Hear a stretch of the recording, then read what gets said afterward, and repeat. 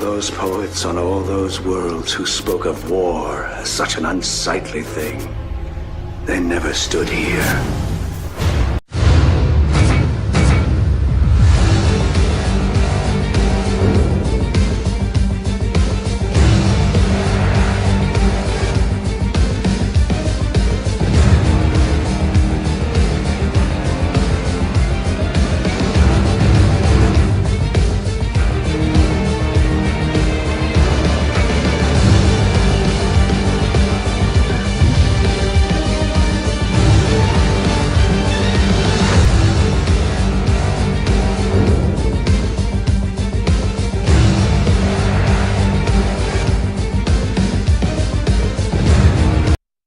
Hello everyone and welcome to another movie review by Cinepede Geek.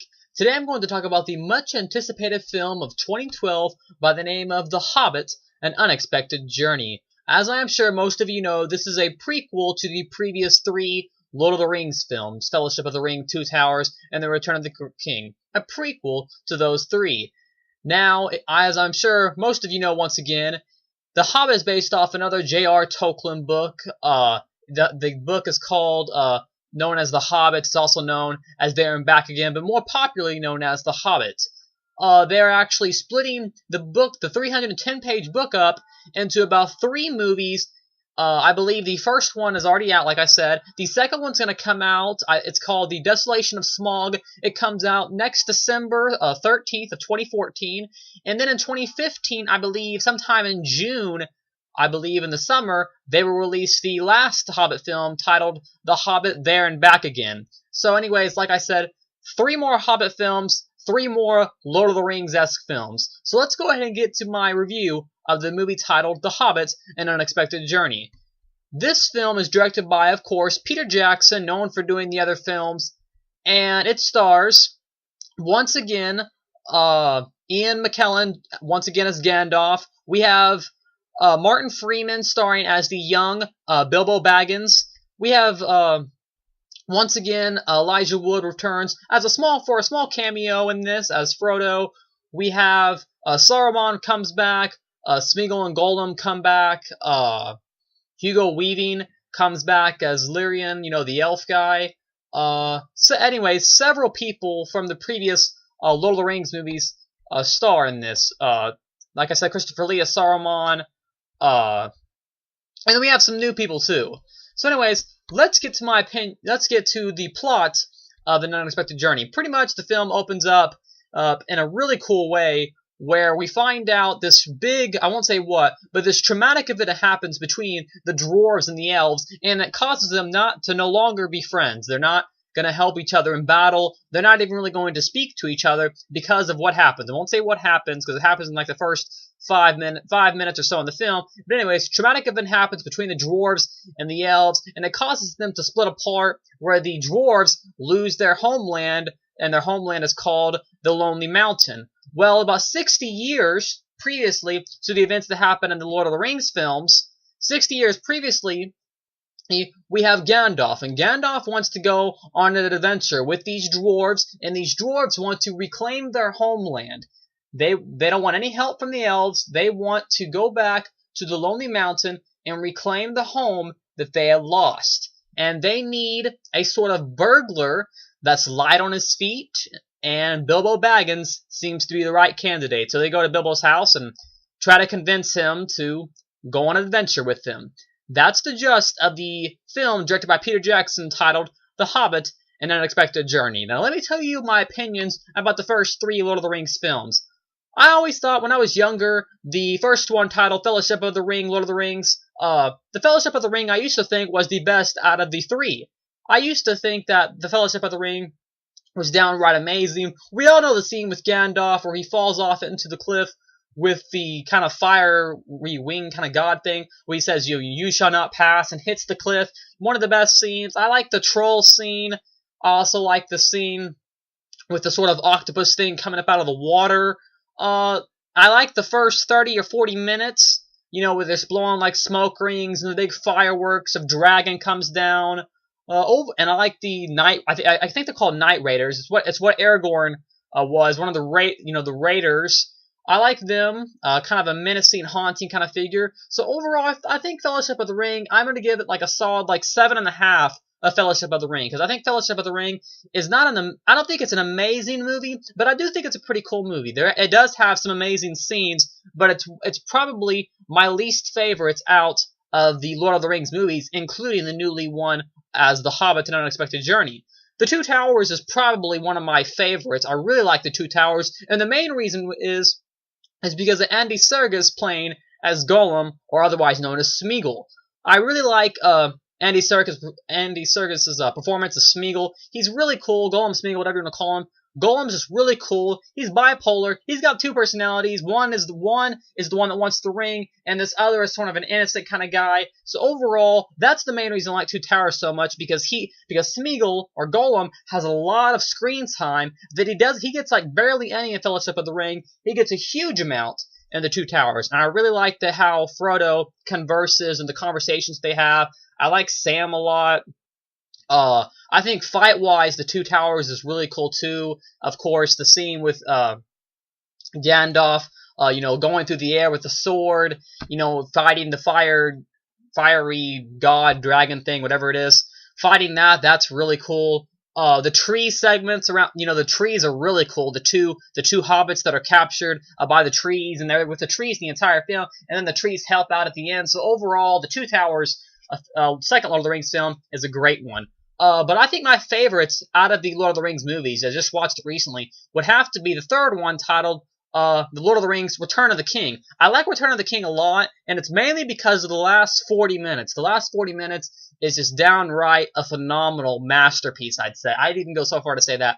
And the reason is it's so great. One of my favorite sequences is when Sam picks up Frodo and they walk up the mountain of Mordor to throw the ring, and pretty much the Lake of Fire, to throw the ring, and then get rid of the ring, get rid of the destruction of Sauron. I loved that segment. I just love how, and also, it's really sad too, when, Smeagol or Gollum, whatever you want to call him, that he tries to make them no longer be friends, he tries to split them up, and Frodo tells Sam, hey, you have to leave, you need to go back to the Shire. I've always thought that was really just a sad segment, but a good segment that makes the movie even more better than it already is. And of course, you have sort of this jaw-dropping feeling when the series ends, just because it's just such a unique and so I feel at least, an iconic ending that gives Lord of the Rings just a great feel, and is probably one of the best medieval fantasy films to date.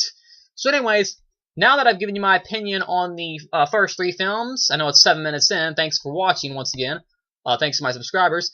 Anyways, now I'm going to give you my opinion on The Hobbit: An Unexpected Journey, and I'll compare it to what I feel the other three films. So like I said, I feel that The Hobbit is better than the first film, The Fellowship of the Ring. I feel it's a lot better. The Fellowship of the Ring, it wasn't a bad movie, but it just didn't hold up as well as it did when I was younger. I saw it when I was about 12, watched it recently, and it didn't hold up quite as well. I still think it's a pretty good movie, though. Now, with The Hobbit: An Unexpected Journey, though, it's just a lot better. A lot of people are complaining about The Hobbit's, The Unexpected Journey. They're complaining about its pacing, and I would say that, to me at least, the film never gets boring once. I never thought it dragged. It was great. To me, none of the stuff was filler. I love several segments in it. And I'm going to go ahead and just get a little spoilerish, because I'm going to have to give you guys my full opinion. So I'm going to give you guys my regular opinion, and then about 3 or 4 minutes from now, I'll give you my opinion that'll be full of spoilers.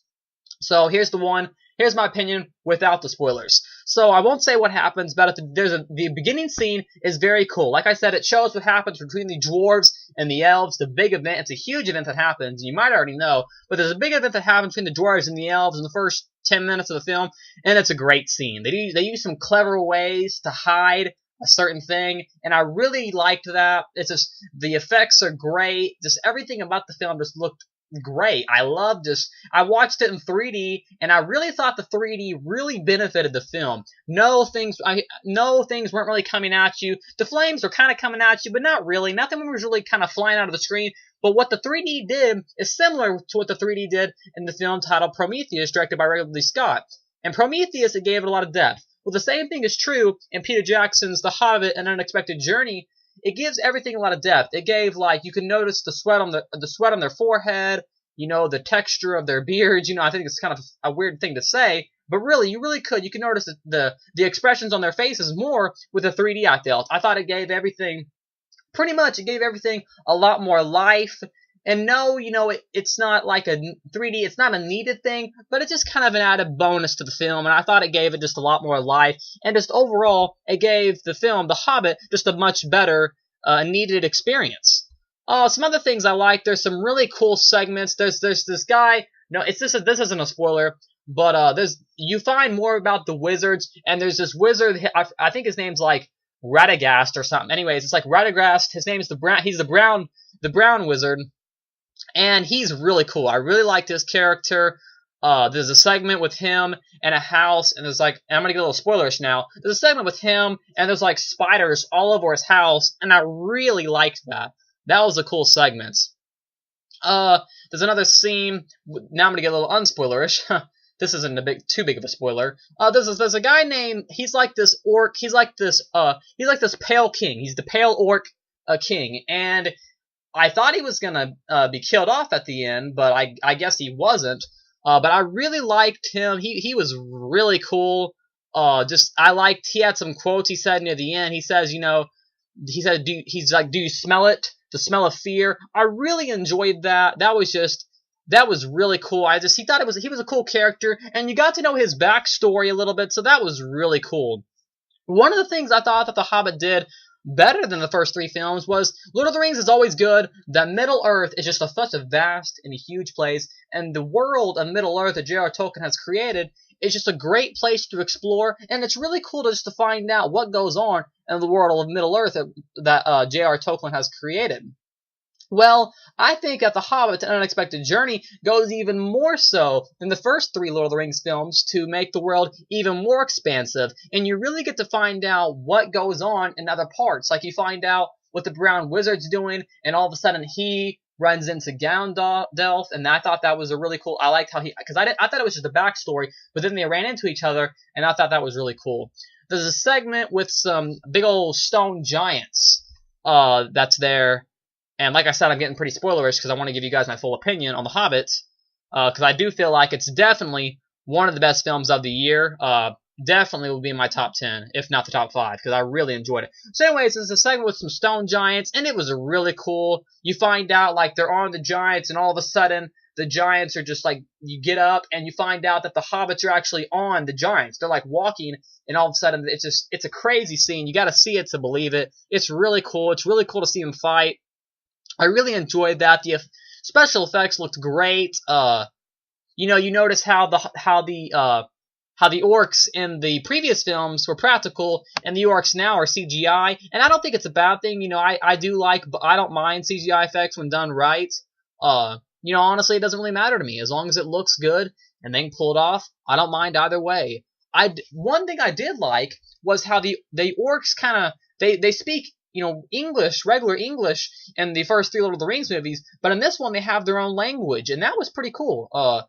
I guess they're just speaking some sort of orc or something, and they might be speaking in Elfish. I don't know. But I think it was like their own little language pretty much, and I thought that was really cool how the orcs have their own language, and I actually kind of like that more. I liked how they were speaking English in the first 3, but I think it gave them more depth, and it gave them their own unique person and being able to speak their own language.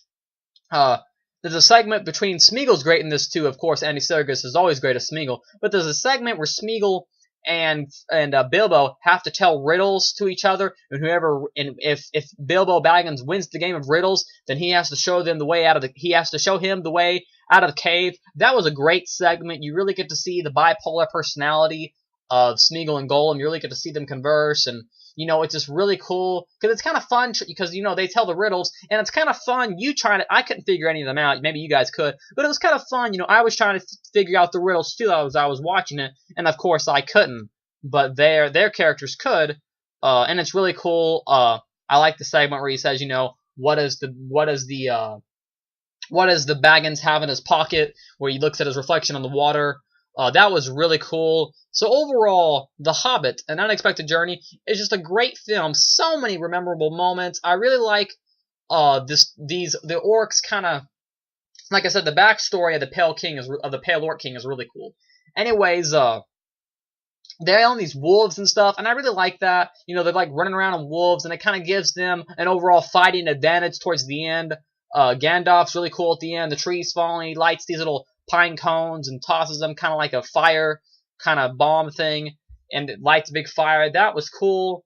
Frodo, Martin Freeman, who plays he plays Bilbo Baggins, and Martin Freeman, who plays Bilbo, is just really a phenomenal actor in this. He's just really cool. He cries at one segment that makes you want to get kind of sad too. And overall, The Hobbit: An Unexpected Journey, that part of The Hobbit was just great.